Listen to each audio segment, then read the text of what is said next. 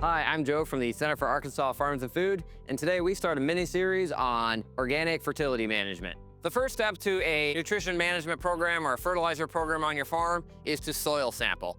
Now, a soil sample measures what nutrients are available in the soil. It doesn't tell us necessarily what the plants are actually going to get, but it tells us what is there that the plants could get. We're going to take our soil probe here and we're gonna stick it into the ground in a bunch of different locations inside this building to make sure that we get a uniform, consistent soil sample. So I've got a soil probe here and I've got a bucket.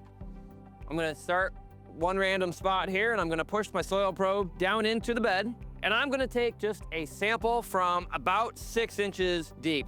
You want to take a soil sample with moderate moisture content, so not right after it rains, but a few days later after that moisture, or the excess moisture, has had an opportunity to drain out and away from the field. A dry soil will have different availability from wet soil, as does soil temperature. So typically you want to be very consistent on getting, again, that somewhat moist soil. You want it to be warm and uniform to what your actual growing conditions are going to be. That's oftentimes why we soil sample in the fall. Those fall conditions will much better represent our summer growing conditions when we soil sample.